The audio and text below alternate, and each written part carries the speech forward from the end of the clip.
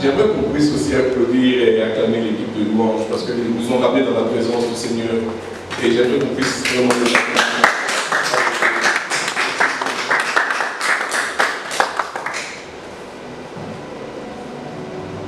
Amen. Ce matin, j'aimerais vous ramener faire un voyage avec vous. Est-ce que vous êtes d'accord avec moi? On va aller dans ce voyage. Mais on va aller faire le voyage dans la vie de notre patriarche, Abraham. On connaît tous Abraham. On a tous lu sur Abraham. Et comme vous le savez, l'Ancien Testament est rempli de symbolismes et de témoignages qui sont riches pour nous permettre de mieux comprendre notre marche chrétienne. Et surtout pour connaître et nous permettre de comprendre le plan que Dieu a pour nous. Mais bien avant d'entreprendre notre voyage, j'aimerais d'abord vous inviter à prier avec moi pour remettre le service dans les mains du Seigneur. Pour remettre le service aux mains du Saint-Esprit. Parce qu'on a besoin de lui pour pouvoir ouvrir nos esprits, ouvrir nos cœurs et pour oindre la bouche de son serviteur afin que tout ce qui est dit soit en accord avec la doctrine de Christ. Amen. Alléluia. Éternel Dieu des armées, Seigneur, je te dis merci Seigneur pour ce temps que tu nous donnes, pour ce privilège que tu nous donnes de venir dans ta présence, Papa. Oh Éternel Dieu Tout-Puissant, on remet le service entre tes mains. Seigneur, c'est toi qui es le roi, Papa. On est venu, on se rassemble ici, Seigneur, en ce lieu, c'est pour te louer, te glorifier, Papa. Seigneur, je remets le cœur de tes enfants, Seigneur, entre tes mains. Oh Éternel des armées, je prie que Seigneur, qu'ils soient disposés à recevoir la parole que tu as, Seigneur, pour eux. Mais que tu puisses moindre aussi, Seigneur, la bouche de ton serviteur qui va annoncer la parole. Afin que tout ce qui soit dit, Seigneur, soit en accord avec ta volonté. Soit en accord avec la doctrine que Christ nous a enseignée, Papa. Saint-Esprit, on vient, Seigneur, avec notre propre agenda éternel. Mais on soumet notre agenda à ton agenda, Papa. Seigneur, que des signes, des prodiges, Seigneur, soient faits, éternel des armées. Que tout soit, Seigneur, selon ton ordre à toi et toi seul. Car, Seigneur, nous nous soumettons à ta direction, Saint-Esprit. Seigneur, viens et fais ce que tu veux, Seigneur. Nous sommes soumis et nous disons oui et amen, Seigneur, à ta direction. C'est dans le nom puissant de Jésus que nous avons prié. Amen. J'aimerais qu'on puisse aller dans le livre de la Genèse, chapitre 12, versets 1 à 3, s'il vous plaît. Genèse 12, versets 1 à 3. Il est dit ceci. L'Éternel dit à Abraham, va-t'en de ton pays, de ta patrie et de la maison de ton père, dans le pays que je te montrerai. Je ferai de toi une grande nation et je te bénirai. Je rendrai ton nom grand et tu seras une source de bénédiction. Je bénirai ceux qui te béniront et je maudirai ceux qui te maudiront. Et toutes les familles de la terre seront bénies en toi. Amen. Amen. Le chapitre 12 du livre de la Genèse est l'un des chapitres clés de l'Ancien Testament. Pourquoi? Parce que ça nous montre la fondation de l'alliance qu'Abraham a eue avec Dieu, ou l'alliance abrahamique. Et Abraham a eu cette alliance en tant que père pour plusieurs. Le père des croyants, le père qui croit en Christ Jésus. Amen. Amen. Mais en même temps, c'était aussi le début de la nation d'Israël. Parce qu'Israël était en lui. Israël n'était pas encore né, mais Israël était en lui. Et c'est le début parce qu'il y a eu une alliance qui s'est faite avec Dieu. Et dans la perspective globale des Saintes Écritures, on va tous être d'accord qu'Abraham est le père des millions de Juifs et de milliards de chrétiens. Amen. Ce qu'on dit, on sait qu'Abraham est le père de la foi. Vous vous attendez peut-être que je vous parle sans doute de la vie d'Abraham, comment ça a commencé, et ainsi de suite. J'aimerais le faire, mais c'est une de mes passions, mais ce n'est pas le Saint-Esprit m'amène aujourd'hui. Parce qu'on a tellement lu sur ça, il y a eu tellement de prédications qui ont été faites sur ça, mais ce n'est pas là où le Saint-Esprit m'amène aujourd'hui. Par contre, le Saint-Esprit me conduit à vous parler d'une des étapes de la marche qu'Abraham a eue vers sa destinée. Mais c'est aussi une étape qui peut nous retarder dans l'accomplissement de notre destinée. Oh, Abraham, le père de la foi, comment est-ce qu'il a pu être retardé? Vous me suivez jusqu'ici? En fait, cette étape-là, c'est l'étape des petits fruits. Et le titre de mon message, c'est « Ne nous contentons pas des petits fruits ». La plupart d'entre nous, quand on lit le chapitre 12 du livre de la Genèse, on pense que l'appel d'Abraham a eu lieu où? A eu lieu à Charan. Mais c'est pas ce que la Bible nous dit. En fait, quand on va dans le livre de Actes des Apôtres, chapitre 7, versets 2 à 3, on n'a pas besoin de tourner, mais je veux juste dire, Étienne nous dit clairement qu'il a été appelé, que Abraham a été appelé pour la première fois quand il était en Ur, en Chaldée, en Mésopotamie. C'est là où Dieu l'a parlé, dit, quitte la maison, ta patrie, ta maison, la famille, la maison de ton père, et va dans le pays que je vais te montrer. Il était encore en Mésopotamie.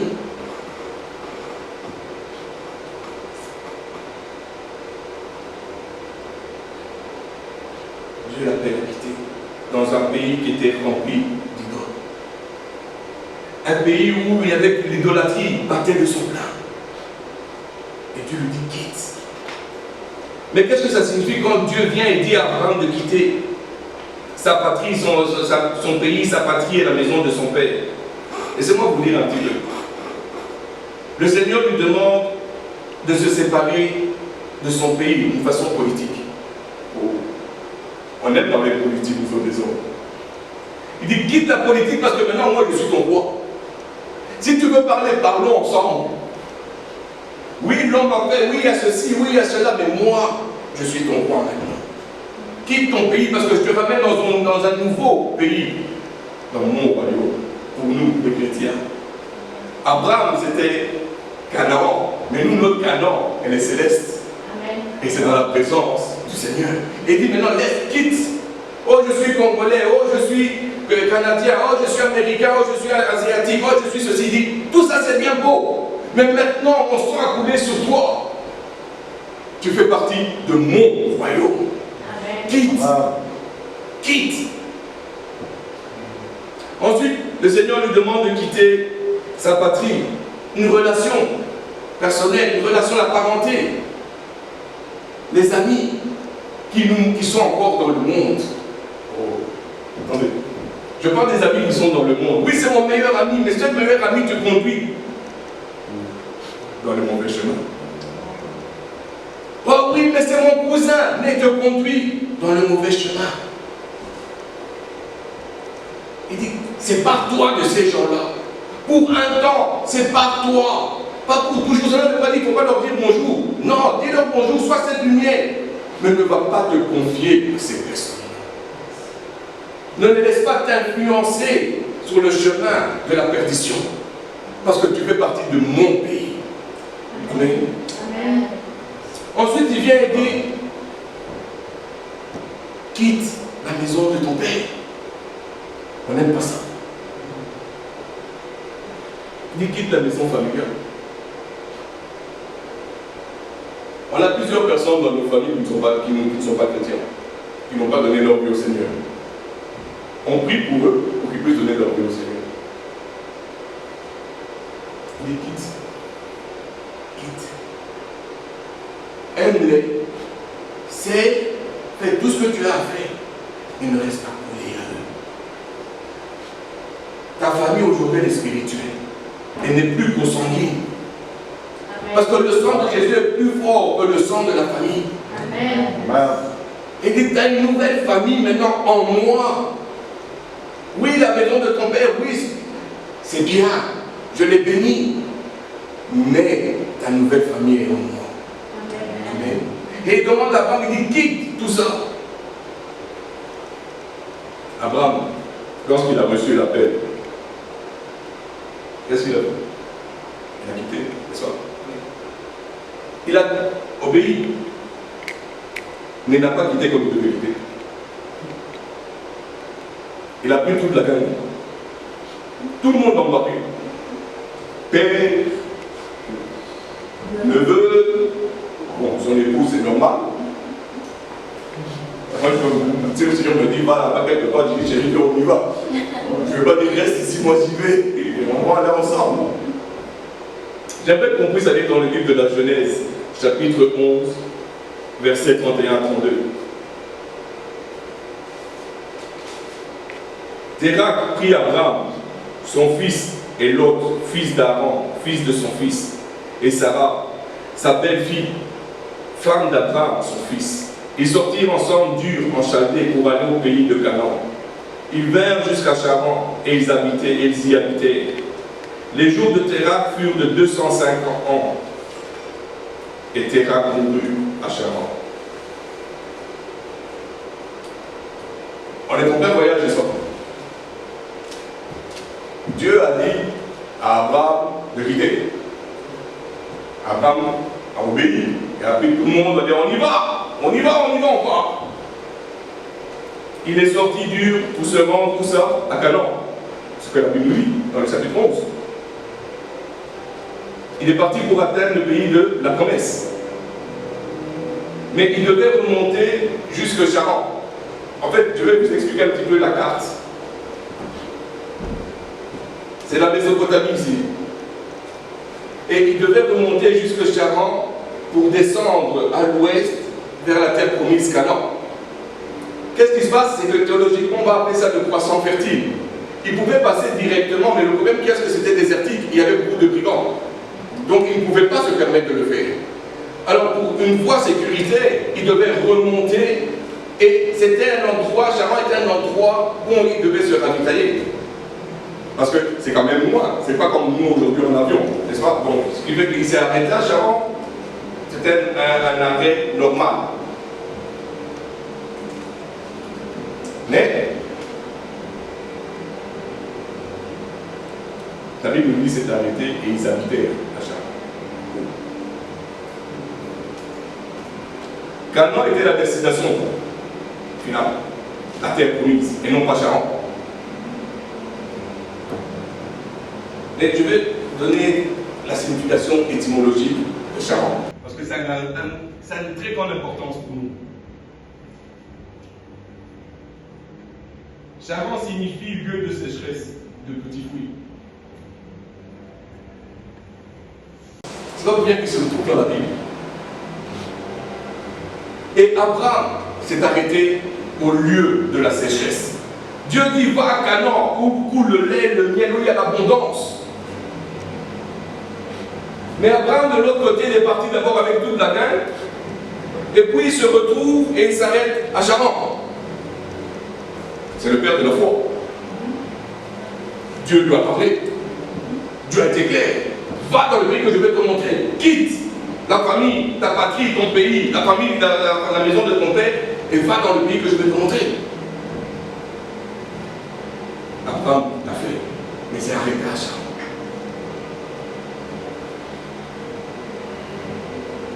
Amen. Amen. Dieu avait demandé à Abraham de quitter son pays Ur, parce que son pays était un pays idolâtre. Il y avait beaucoup de lieux où il y avait des statues que les gens venaient idolâtrer.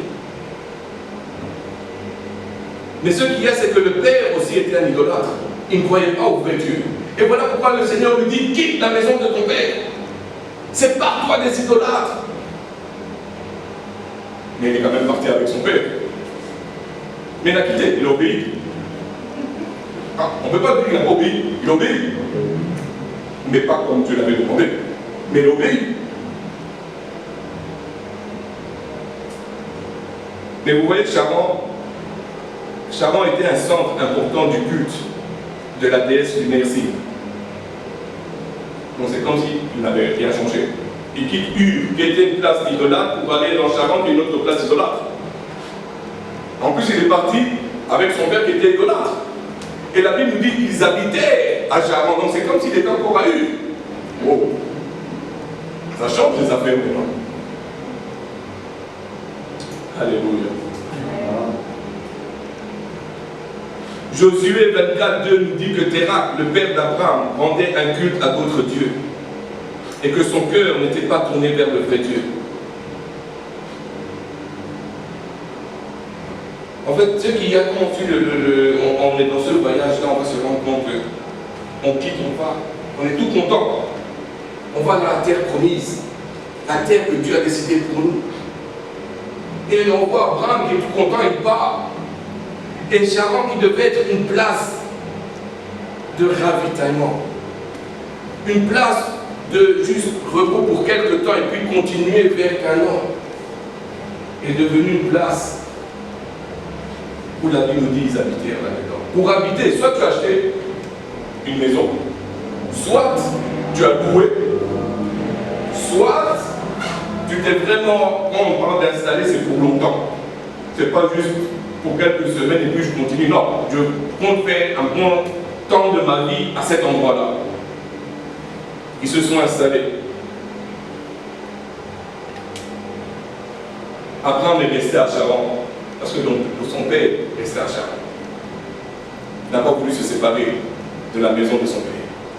Il n'a pas voulu se distancer de la relation familiale. Il savait que son père n'était pas dans le bon, mais c'est la famille.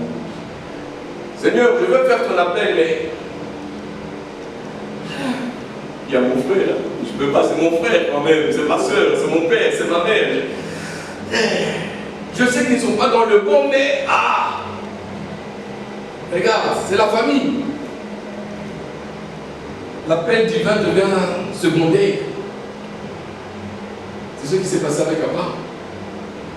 Il a mis l'appel divin. Oui, il savait qu'il devait aller, mais bon, je vais me contenter des petits fruits. Parce que je n'ai pas voulu obéir à Dieu. J'ai mis l'appel divin derrière. Je veux me contenter du lieu de la sécheresse. Dieu dit, je t'ai donné beaucoup de bénédictions. Va dans ton canon. Oui, mais il y a papa. Je ne peux pas. Il y a la famille, je ne peux pas. Je ne peux pas, Seigneur. Parce que si je progresse, et eux, alors. Et Dieu dit comme ça à Abraham, il dit comme ça que en m'obéissant, tu vas devenir aussi quoi? Une bénédiction pour les autres. Oh. Si je reste avec papa et maman, si je reste avec la famille, si je reste avec ma patrie, si je reste dans mon pays où le Seigneur m'a dit de quitter, comment est-ce que je peux devenir une bénédiction pour eux? Si j'obéis, mais que je pars avec eux, là où le Seigneur me dit de se séparer, de me séparer d'eux, et que je reste avec eux, comment est-ce que je peux devenir une bénédiction pour eux? Il faut qu'on se pose la question. Amen. Amen. Vous êtes avec moi? Amen. Plusieurs théologiens disent que Térak était aussi un faiseur d'idoles. Alors en son temps, il arrive à Charan, un lieu d'idolâtrie, lui-même idolâtre, et faiseur d'idoles. C'est un bon business. Faisons des idoles, on va les vendre, je pourrais m'enrichir, je serais bien. Mais Dieu a dit à Abraham, quitte, va dans le pays que je vais te montrer. Vous voyez, l'appel d'Abraham ne prévoyait pas une résidence à Charan. Et l'appel d'Abraham était clair. Va-t'en de ton pays. C'est un commandement, un ordre. Va-t'en de ton pays, de ta patrie et de la maison de ton père, dans le pays que je te montrerai. Abraham était appelé à aller dans le pays où le lait est miel, où il y avait l'abondance, les bénédictions, la paix, la joie. Mais il s'est contenté de quoi? Des pays de petits fruits, la sécheresse.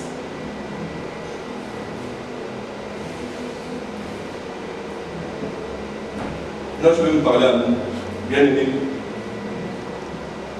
Charan n'est pas notre destination finale. Dieu ne nous a jamais appelés à séjourner dans Charan. Jamais.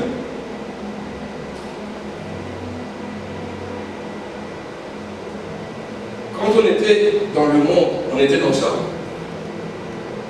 On a entendu le Seigneur frapper à la porte de notre cœur. Il dit, va dans le pays que je te montre. Ton Canaan céleste. Là où le lait et le miel. Mais c'est là où nous devons aller. Si nous sommes en route pour aller dans notre Canaan, on ne peut pas s'arrêter à Charan. Dieu nous appelle. Dieu ne nous appelle pas à une vie de sécheresse. Dieu ne nous appelle pas à une vie improductive, stérile et routinière. Mais le Seigneur nous appelle à une vie d'influence, à une vie de productivité, où on est actif tout le temps, on bouge, on a une influence sur les autres. Oui, je peux être avec le monde, mais le monde ne va pas me changer parce que le Saint-Esprit est en moi et je vais influencer ceux qui sont en moi. Que quand j'arrive dans une place, l'atmosphère change parce que je suis porteur de la présence de l'Éternel. C'est à ça que nous sommes appelés. On ne peut pas se contenter des petits fruits. On ne peut pas. Ce qu'on doit comprendre, on doit saisir, c'est que quand le Seigneur nous appelle à des grandes choses. Pas des grandes choses comme nous on les conçoit, mais comme lui les conçoit. Parce qu'on ne se rend pas compte de l'influence qu'on a sur les gens. Les gens ont entendu, mais ils peuvent voir la différence en nous. Tu viens et commences à parler, à évangéliser, tu parles aux personnes de Christ. Et ce sont ces mêmes personnes qui te voient en train de prendre de la drogue, en train de prendre de l'alcool. Ça ne marche pas. Ils veulent voir le témoignage. Le Dieu que tu dis, là, que je dois croire, est-ce qu'il a fait cette œuvre en toi? Et ton témoignage, très souvent, parle plus que tes paroles. Amen. C'est bien beau de parler, mais ton témoignage. Amen. Amen. Vous êtes avec moi? Oui, Charan n'était pas la destination d'Abraham. Et surtout, il ne devait pas s'établir à cet endroit-là. Il ne devait pas. Comme je l'ai dit tout à l'heure, par amour pour son père, il a mis pause. Jésus, qu'est-ce qu'il nous a dit? Celui qui aime père, mère, frère, soeur, plus que moi, n'est pas bien. Abraham, qu'est-ce qu'il a fait? Père, je t'aime, mais l'appel du Seigneur derrière. Et plusieurs d'entre nous, c'est ce que nous faisons dans notre vie. On sait que les frères, les sœurs ne sont pas dans le Seigneur, ils font des choses, mais ils sont même capables, par amour, pourquoi on va se laisser être influencé par eux pour faire des choses même qui sont illégales. Et on va dire, le Seigneur va me protéger. Me protéger de quoi? Tu savais déjà. Tu savais dès le départ. Et très souvent, on se laisse embobiner, on connaît l'appel. On sait sur quel chemin on doit marcher. Jésus a dit, je suis le chemin. Donc, on sait où on est. On ne peut pas venir et trouver l'excuse et dire au Seigneur, je ne savais pas. Il dit, mon esprit te l'a dit, mon esprit te l'a révélé. Abraham, il est resté avec son père. Il s'est contenté des petits fruits. Pourtant, c'est le père de la foi. Il a cru, il a obéi. Mais comment est-ce que nous-mêmes, on obéit au Seigneur? Quand le Seigneur nous dit abandonne tout, suis-moi. Est-ce que nous le faisons? On va dire oui, mais bon, Seigneur, quand même, regarde un peu. Ça ici, c'est quand même pour moi, là. Regarde, j'aime ça. Je peux tout donner, mais ça, c'est compliqué. Non, non. Est-ce qu'on peut être honnête? Entre nous, c'est la famille. C'est la famille. Ça ne sert à rien de venir, on est tous dans le même bateau. Il n'y a personne qui est au-dessus. C'est quand la tempête vient, elle frappe n'importe quel bateau, que tu sois porte-avions ou que tu sois pilote, il va te frapper. Ce n'est pas son problème. On passe tous par ces histoires-là. Plus tu avances vers ton canon, plus le Seigneur te demande des histoires, plus tu commences à discuter avec le Seigneur. Parce que ça devient de plus en plus, tu commences à perdre le contrôle. Tu dois garder le contrôle, mais le Seigneur dit, plus tu contrôles, moi je veux contrôler dans ta vie. Et moi je vais te guider. Abraham n'a pas voulu abandonner son père. Abraham a accepté de faire un compromis. Abraham a accepté la médiocrité. Lui qui était appelé à aller dans un endroit où il y avait l'abondance et à être une source de bénédiction, il s'est contenté de faire un compromis. Combien d'entre vous, combien d'entre nous, je pourrais dire, n'avons pas fait de compromis? Et vous savez, dans le Seigneur, faire des compromis, c'est mortel. On dit comment c'est mortel? C'est très mortel. le Seigneur me dit quelque chose. Et je dis, ok, ou je dois faire quelque chose pour le Seigneur, il m'a demandé de le faire. Mais je commence à discuter, je fais une moitié et je donne l'autre à la chair. Je n'ai pas obéi au Seigneur. Si mon épouse me demande de faire quelque chose et que je commence à discuter avec elle pour faire la moitié et qu'elle fasse l'autre moitié, à la fin de la journée, je n'ai rien fait. Et très souvent, les enfants du Seigneur font beaucoup de compromis entre le Seigneur et le monde. Il dit quitte le monde, il n'a pas dit quitte à 95%. Il dit quitte, tu ne fais plus partie du monde, tu es dans le monde, mais tu n'es pas du monde. Amen. Ah. Mais nous, qu'est-ce qu'on fait? Je suis quand même, bon, il y a quand même mon orteil, Seigneur, regarde. Parce que sinon, je vais me perdre. Il y a les traditions, il y a la culture, il y a mon éducation. Je ne peux pas tout oublier. Et c'est ça qui fait qui je suis. Et tu dis non, tu ne comprends pas. Qui tu es en moi. Parce que je suis la source de ton identité. Amen. Amen. Mais bon, on va quand même donner le bénéfice du tout à Abraham. Parce qu'on n'était pas à son époque. Peut-être qu'il avait des bonnes raisons de s'établir à Charan, peut-être qu'il y avait le tempête, peut-être que, je ne sais pas. Mais n'empêche qu'il ne devait pas s'arrêter là, il ne devait pas y habiter. Même si on dit que le père était malade, il ne sait pas toutes ces années-là. Il y a quand même un moment où la santé revient. Mais vous voyez, l'étape de Charan a tellement duré qu'Abraham a quasiment perdu de vue la destination finale. Abraham s'installe à cet endroit-là au lieu de continuer d'avancer. Frères et sœurs, combien d'entre nous, sans se rendre compte, se trouvent à Charan aujourd'hui? Regardons notre propre vie. Pas besoin de regarder les frères et la sœur. Notre propre vie. Combien d'entre nous se trouvent pas à Charan aujourd'hui? J'ai l'assurance que certains viennent d'arriver. Ou je crois que certains viennent d'arriver. Il y a d'autres qui sont là, ça fait un bon bout de temps. Il y a d'autres qui sont là, ça fait des années, qui ont même oublié qu'ils devaient aller à Canaan. Ils se sont installés à Charan. Certains se disent, ah, regarde, je veux revenir vers Dieu plus sérieusement demain. Mais demain, ça peut être trop tard. D'autres encore qui vont se dire, je veux me reposer un petit peu. Je suis fatigué. Je me suis battu. J'ai prié. J'en peux plus. Je dois me reposer. Il y a d'autres qui vont venir et qui vont vous dire, je sais que Dieu a quelque chose de mieux pour moi, mais je veux faire mieux.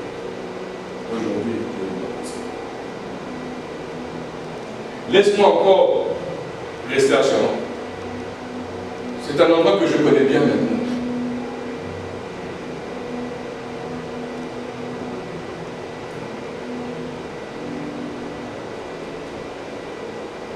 Les chrétiens d'aujourd'hui aiment le confort de la vie chrétienne. On est trop confortable. Je sers assez. Combien de fois on n'a pas entendu? C'est toujours les mêmes qui servent à l'église.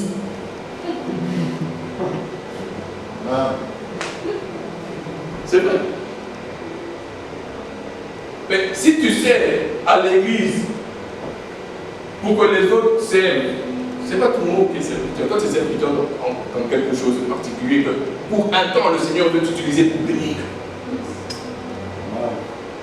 Et si tu sers tout le temps à l'église, c'est un privilège que le Seigneur te donne. Parce que tu ne sers pas seulement les frères et sœurs, mais d'abord tu sers le roi des rois. C'est un privilège, c'est un honneur que le Seigneur te donne. Donc tu dois être heureux de servir à l'église, le peuple de Dieu. C'est un privilège. Quand on entend ça, on épouse et moi, qu'est-ce qu'on leur dit? On dit, imagine-toi Jésus qui est roi des rois, qui a lavé les pieds de ses disciples, qui s'est fait serviteur de serviteurs. Qu'est-ce que tu vas dire? Il a servi. Aussi longtemps qu'il était sur la terre, Christ a servi et continue encore, parce qu'il nous bénit. Il dit, soyez mon exemple, faites comme moi. Celui qui va être le plus grand qui serve. Wow. Alors combien d'entre nous, frères et sœurs, se trouvent encore à Chaban? Vous voyez, lorsque Christ nous sauve, il a une destination pour nous. Christ ne nous sauve pas juste pour le plaisir de nous sauver. Ah! Christ nous sauve, il a une destination. Il dit, bon, maintenant tu étais à Ur, maintenant tu étais à Chalais, maintenant tu étais à Chaban, je te sauve pour aller dans ton Canaan. Amen. Mets-toi en marche. Ah, Dieu va me ramener, Dieu va me guider. Dieu dit oui, je te guide, mais il faut que tu marches. Il faut que tu fasses ta part. Dieu me protège, oui, Dieu te protège.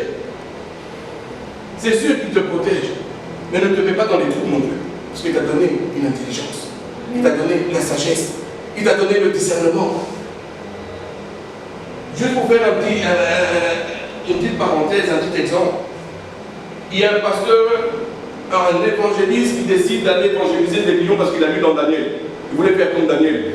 Il se veut aller dans le zoo pour évangéliser aux gens dans la fosse ou dans la cage de lions. Mais il s'est fait attaquer. On a dû venir et défendre, chasser les lions par les gardes et tout ça, il était à l'hôpital. Dieu nous a donné une intelligence. Ce que je veux faire comprendre, c'est que marchons sur le chemin vers Canaan. Et Jésus dit, tu connais le chemin, la tête, ses disciples, vous connaissez le chemin. Est-ce que nous, on connaît le chemin? Le chemin, c'est Christ. Il a dit, je suis le chemin. Donc, quand on suit Christ, on marche vers Christ. Il va nous conduire dans notre Canaan, dans le lieu où coulent les bénédictions, où coule le lait et le miel. Amen.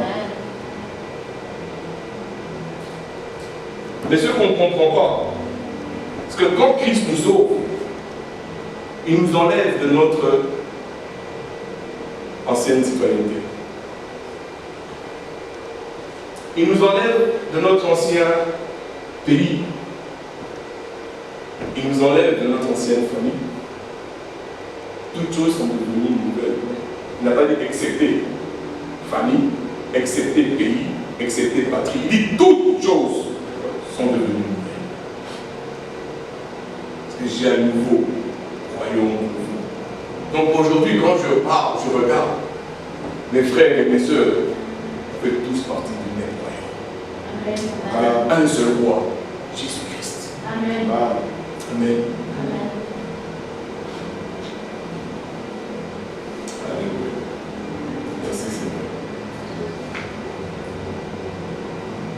Est-ce qu'aujourd'hui, je pourrais avoir des personnes qui vont dire, je ne veux pas mourir dans un lieu de petits fruits. Je ne veux pas mourir dans Chaban. Parce que ce n'est pas là où le Seigneur m'appelle. Il m'appelle en Canaan. Est-ce qu'il y a personnes qui vont venir et vont dire, je refuse cette petite existence. Je ne veux pas me contenter d'une petite sanctification, d'un petit changement, d'une petite transformation, de petits résultats. Parce que ce n'est pas à ça que le Seigneur m'appelle. Ce n'est pas à ça que le Seigneur nous appelle. Refusons les petites passions, les petites compassions, les petites mentalités, les petites générosités, les petites gloires, les petites expériences, les petites autorités, les petites victoires, la petite vie. On refuse, ce n'est pas pour nous ça. Le Seigneur vient dire, je te donne la vie et la vie en abondance. Le Seigneur ne m'a pas mis sur la terre. Attendez. Le Seigneur ne nous a pas mis sur la terre pour survivre. Non. Mais pour vivre. Trop souvent, les enfants du Seigneur survivent. Pendant que le monde vit. Je refuse. Personnellement, je refuse. Le Seigneur m'a mis sur la terre. C'est pour vivre et jouir de la vie qu'il me donne. Cela ne dépend pas de combien j'ai dans mon compte, ce qu'il y a dans ma vie. Peu importe les circonstances. Tant et aussi longtemps que mon Père est avec moi, j'ai la vie et je veux jouir de cette vie qu'il m'a donnée. Parce que ma joie est en lui et lui seul. Alors, on arrête de se contenter des petites choses. Dieu nous appelle à des grandes choses. Et ce n'est pas orgueilleux de s'attendre à ça. Bien au contraire, on sert le grand Dieu. Il n'y a rien qui peut le contenir. Ce Dieu-là me donne la vie en abondance. Et il vient et dit, tu es mon enfant, je veux te bénir. Et regarde ce que je mets devant toi. Va et prends, vis, jouis de la vie. Mais ne survis pas. Tu t'appelles à des grandes choses. Laisse-moi être ta paix, laisse-moi être ta joie, laisse-moi être ton tout. Et tu auras la paix. Tu vas jouir de la vie. Amen.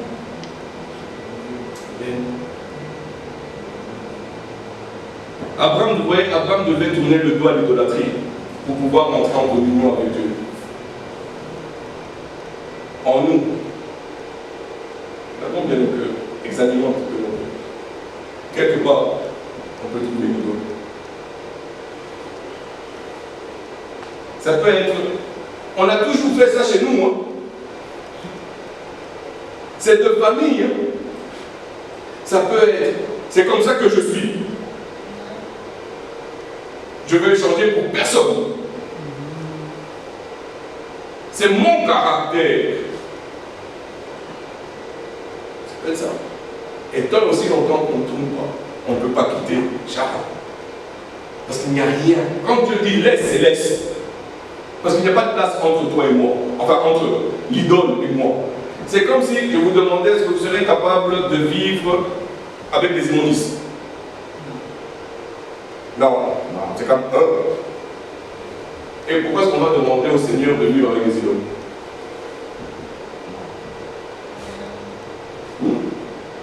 On dit, mais Seigneur, mais tu peux, non? Tu es quand même puissant, viens, c'est pas une petite idole qui va te changer. Il dit, non, je ne peux pas. Je ne peux pas. Toi-même, quand tu es à la maison et que tu n'as pas vidé la poubelle de compost, toi-même tu commences à enlever. Pourtant, c'est tout petit. Donc on dit, Seigneur, tu peux quand même. Non. Le Seigneur, c'est 100%. Pas 99,9%. Il mérite notre 100%. Lui, il a donné son 100%. La parole, lui, il a donné le trésor des cieux. Il dit, non, donne-moi ton tout et je vais te changer. Je vais te donner la vie. Je vais te donner que tu sois, te bénir tellement que tu puisses être cette source de bénédiction, pas seulement pour ta famille, mais pour les nations. Il dit, laisse-moi parce que je veux te donner les rois dans ta main. Tu n'as pas besoin d'être hyper loin, tu n'as pas besoin d'être hyper appelé. Il suffit que tu te laisses être transformé et que le Seigneur t'utilise et tu te laisses aller. Il va tout transformer. Tu vas confondre les sages. Tu vas venir et tous les pasteurs et tous ces grands personnages, parce que tu as une révélation profonde du Seigneur, tu vas tous. Ils vont rester et dire, waouh, on n'a jamais vu cette révélation. Parce que le Seigneur nous enseigne. Mais pour ça, il faut quitter Charan, laisser les idoles et aller vers Canaan. Amen. J'aimerais que vous puissiez vous concentrer sur ce que je veux dire ici. Et je veux le lire.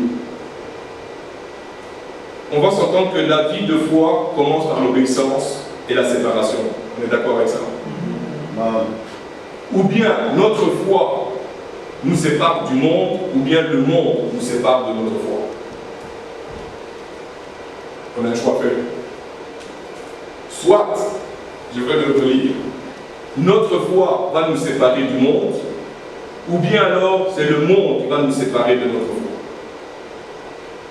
Voilà pourquoi le Seigneur a dit à Abraham, quitte tout pour que le monde ne puisse pas voler ta foi.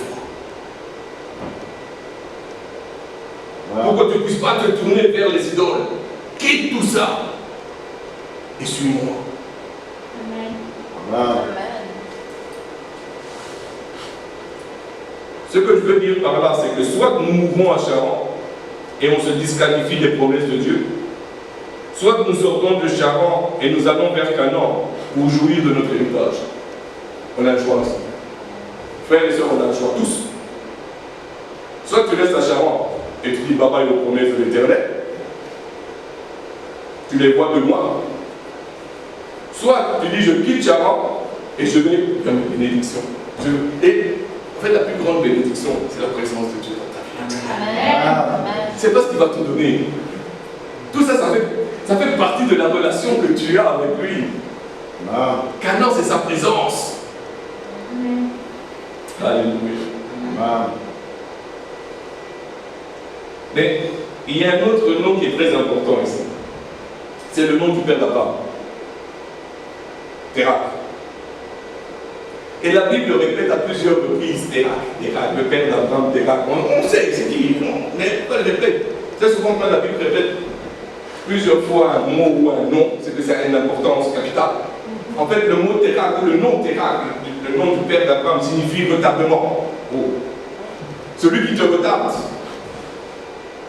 Et qu'est-ce qui s'est passé? Térak a retardé Abraham de rentrer dans le Canaan. C'est qui ton Térak dans ta vie? Qui est ton Térak dans ta vie? Est-ce que c'est un membre de la famille? Est-ce que ce sont tes propres péchés? Est-ce que c'est ton caractère? Est-ce que c'est ce que tu tiens comme un mordicus? C'est qui ton Térak? C'est quoi ton Térak dans ta vie? Qu'est-ce qui te retarde à Charan et ne te laisse pas partir de là pour aller dans ton Canaan? C'est quoi?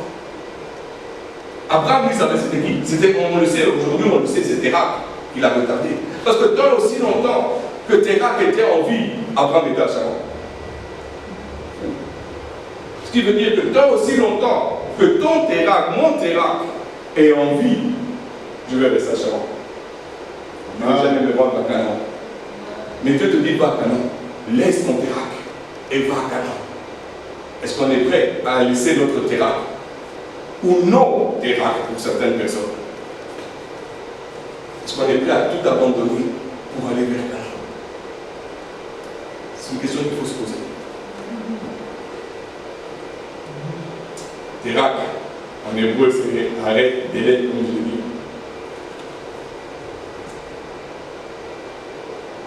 Amen. Amen. Mais vous voyez, ce qui se passe, c'est que moi je me pose la question. Enfin, on avait une discussion avec mon épouse. Je me suis posé la question de savoir si Abraham était parti avant Térak, était décédé avant Térak, qu'est-ce qui se serait passé? Il serait mort à Charan. Pourquoi est-ce que nous on veut prendre ce risque-là de rester à Charan? Pourquoi? Si on part avant notre Térak, qu'est-ce qui va se passer? Oui, Seigneur, je t'ai obéi, j'ai quitté. Mais, tu n'as pas quitté. Tu ne m'as pas obéi à 100%. Mon frère, ma soeur, aujourd'hui, tu puisses quitter Charan pour aller au Canaan. Pas demain, mais aujourd'hui. On se met tous en route vers Canaan. Parce que c'est là où le Seigneur nous appelle. Le diable, le monde, notre chair, travaillons tous ensemble pour nous empêcher de nous rendre à Canaan. Mais on doit être capable de tenir ferme aux instructions du Seigneur. Amen. On est toujours la vision. Seigneur, tu m'envoies. Tu m'as demandé de quitter. Laisse-moi quitter ce que je dois quitter. Parce que mon but final, c'est Canaan. C'est être dans la présence de mon Père, non seulement sur la terre, mais dans les lieux élevés. Parce que c'est avec lui que je veux être. Quand je suis au travail, que je rentre à la maison, vers la fin de la journée, j'ai hâte de rentrer à la maison parce que je veux voir mon épouse. Je veux être avec elle. Oui, j'ai bien travaillé, oui, le Seigneur m'a parlé, oui, j'ai fait ce que j'avais à faire. Mais à la fin de la journée, je veux être avec mon épouse. Je regarde plusieurs fois, elle était moi plusieurs fois, je lui ai dit, il reste 10 minutes avant que je vienne à la maison. Je veux être dans la présence de mon épouse. Pourquoi? Parce que je l'aime.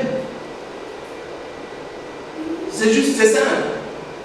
Je vais être dans la présence de mon Père parce que je l'aime. Je soupire après lui, après sa présence. Pas pour ce qu'il a me donné, mais pour qui il est. C'est l'amour de ma vie, mon Père. Mon roi, c'est l'amour de ma vie. Je respire pour Christ. Et comme je le dis à mon épouse, la seule personne que tu peux aimer plus que moi, c'est Christ. Et la personne que je peux aimer plus que mon épouse, c'est Christ. Et je suis content qu'elle aime Christ plus que moi. Je suis heureux, c'est un privilège pour moi. Frères et sœurs, allons vers notre Canaan. C'est le moment de quitter.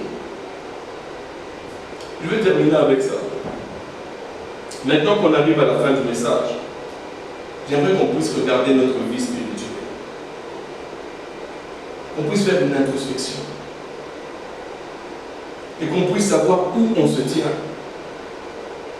Est-ce qu'on est à Charan? Ou est-ce que nous sommes en route vers notre Canaan? Si on est à Charan, alors quittons. Quittons Charan pour aller vers Canaan. Quittons maintenant. Pas demain. S'il vous plaît, pas demain. Demain peut être trop tard. Dans 20 minutes, ça peut être trop tard. Dans 1 heure, ça peut être trop tard. Disons, oui Seigneur, j'abandonne tout, je suis resté trop longtemps à Charan. Je veux aller dans Canaan, dans ta présence. Je ne sais pas c'est où. Ce n'est pas pour rien que Dieu a dit à Abraham, je vais te montrer le chemin. Mais aujourd'hui, nous, on connaît le chemin. C'est Christ. Et Christ seul. On connaît le chemin. Quelle excuse on a devant le Seigneur?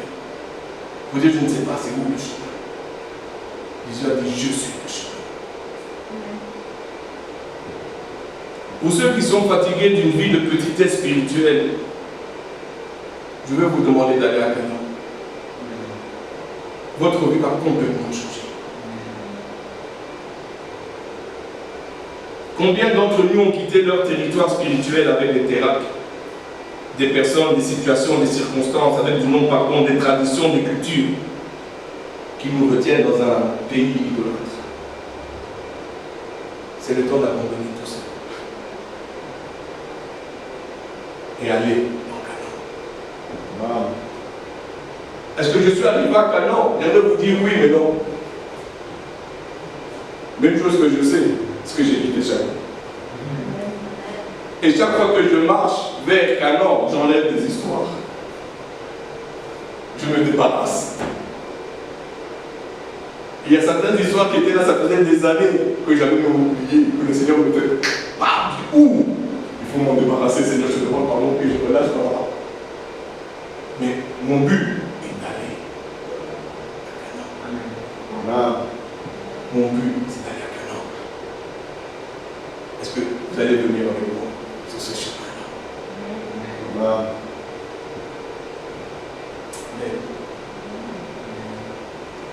Oui, quand le Seigneur s'est adressé à Abraham, il ne lui a pas promis les bénédictions s'il restait à Ur.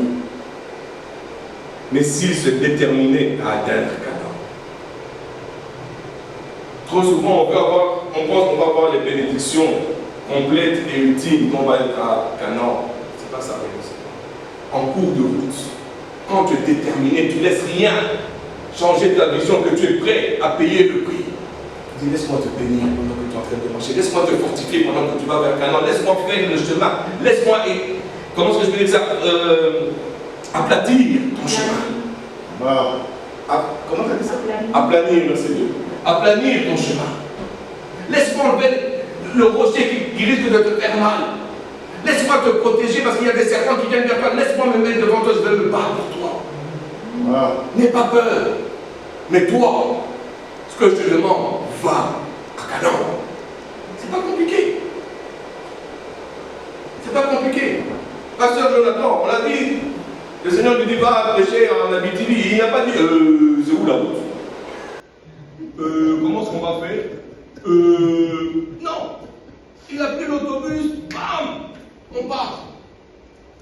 Et le plus beau, écoutez-moi bien, le plus beau, c'est qu'il dit, le chauffeur de l'autobus connaît la route. Est-ce que Christ ne connaît pas ta route? Non, dis-moi.